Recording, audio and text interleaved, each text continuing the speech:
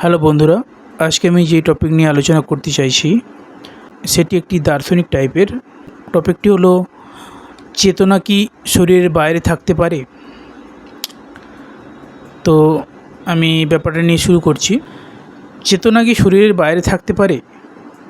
এই প্রশ্নটা শুধু দার্শনিক প্রশ্ন না, এটা এমন এক রহস্য যেটা মানুষ হাজার বছর ধরে বুঝতে চেয়েছে, কিন্তু এখনও পুরো উত্তর পায়নি।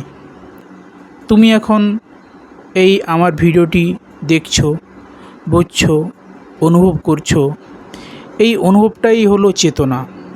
কিন্তু সমস্যাটা এখানেই, আমরা জানি এটা আছে, কিন্তু এটা আসলে কি সেটা আমরা ঠিক জানি না।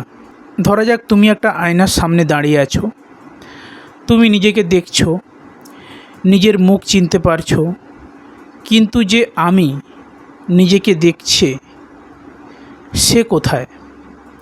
তোমার চোখে, তোমার মস্তিষ্কে, নাকি কোথাও এমন একটা স্তরে যেটা আমরা ছুঁতে বা মাপতে পারি না? এই প্রশ্ন থেকেই শুরু হয় মন আর শরীরের দ্বন্দ্ব। অনেক আগে রেনে ডেসকার্টেস বলেছিলেন, শরীর আর মন আলাদা। শরীর একটা যন্ত্র, আর মন বা চেতনা সেই যন্ত্রকে ব্যবহার করে। এই ভাবনাটা শুনতে সহজ লাগে, কিন্তু এর ভেতরে একটা ভয়ঙ্কর গভীরতা আছে। যদি মন আলাদা হয়, তাহলে কি সেটা শরীর ছাড়া থাকতে পারে? আজকের বিজ্ঞান একটু ভিন্ন কথা বলে। আমরা জানি মস্তিষ্কের নির্দিষ্ট অংশে আঘাত লাগলে মানুষের স্মৃতি বদলে যায়, স্বভাব বদলে যায়, এমনকি তার নিজেকে চেনার ক্ষমতাও বদলে যায়। কেউ শান্ত মানুষ হঠাৎ রাগী হয়ে যেতে পারে, কেউ নিজের প্রিয় মানুষকেও চিনতে পারে না। এর মানে চেতনার অনেকটাই মস্তিষ্কের উপর নির্ভরশীল। মস্তিষ্ক বন্ধ হলে, যেমন গভীর অজ্ঞান অবস্থায়, চেতনা কার্যত বন্ধ হয়ে যায়। তাই বিজ্ঞানীরা সাধারণত মনে করেন চেতনা শরীরের বাইরে কিছু না, বরং শরীরেরই একটি প্রক্রিয়া। কিন্তু এখানেই শেষ না। একটা জায়গায় এসে বিজ্ঞান থেমে যায়। আমরা বুঝতে পারি মস্তিষ্কে কীভাবে সিগন্যাল যায়, কোন নিউরন কখন ফায়ার করে, কিন্তু আমরা এখনও বুঝতে পারি না এই সব কিছুর ভেতর থেকে অনুভবটা তৈরি হয় কিভাবে। তুমি যখন কষ্ট পাও বা আনন্দ পাও, সেই অনুভূতিটা ঠিক কোথা থেকে আসে? এই রহস্যটাই তুলে ধরেছিলেন ডেভিড চালমার্স। তিনি বলেছিলেন, একটা হার্ট প্রবলেম মানে শুধু মস্তিষ্কের কাজ বোঝা যথেষ্ট না, আমাদের বুঝতে হবে কেন এই কাজের সঙ্গে অনুভূতি যুক্ত হয়। এই জায়গায় এসে অনেক মানুষ অনেক রকম অভিজ্ঞতার কথা বলে। যেমন কিছু লোক বলে তারা মৃত্যুর খুব কাছাকাছি গিয়ে দেখেছে তারা নিজের শরীরের বাইরে ভাসছে, নিচে নিজের দেহকে দেখছে। এই ধরনের অভিজ্ঞতাকে অনেকে প্রমাণ হিসেবে ধরতে চায় যে চেতনা শরীরের বাইরে থাকতে পারে।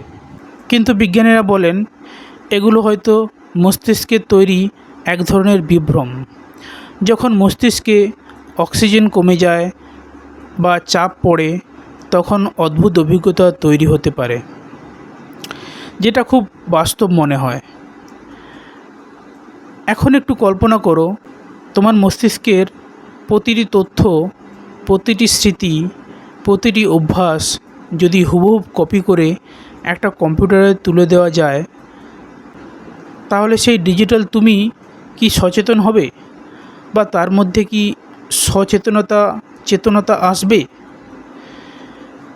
যদি সে কথা বলতে পারে, ভাবতে পারে, নিজেকে আমি বলে চিনতে পারে, তাহলে কি সেই তুমি, নাকি সে শুধু তোমার একটা অনুলিপি? যদি সেও চেতনা অনুভব করে, তাহলে কি চেতনা শরীর ছাড়িয়ে অন্য জায়গায় থাকতে পারল? এই প্রশ্নগুলোর কোনো সহজ উত্তর নেই, কিন্তু মানুষ বিশ্বাস করে চেতনা পুরোপুরি মস্তিষ্কের কাজ। শরীর ছাড়া এর অস্তিত্ব নেই। আবার কেউ মনে করে চেতনা একটি আলাদা সত্তা, যেটা শরীরের বাইরে থাকতে পারে, যাকে অনেকেই আত্মা বলে। আরেকটা ধারণা আছে যেখানে বলা হয় চেতনা আসলে পুরোপুরি মহাবিশ্বেরই একটা মৌলিক অংশ, যেমন সময় বা স্থান তেমনি চেতনা।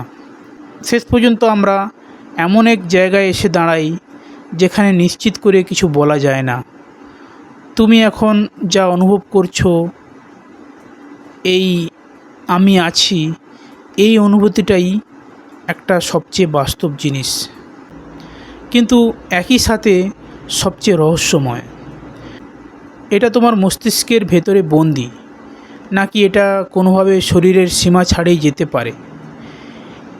এই প্রশ্নের উত্তর এখনও অজানা, আর হয়তো এই অজানাটাই সবচেয়ে গুরুত্বপূর্ণ।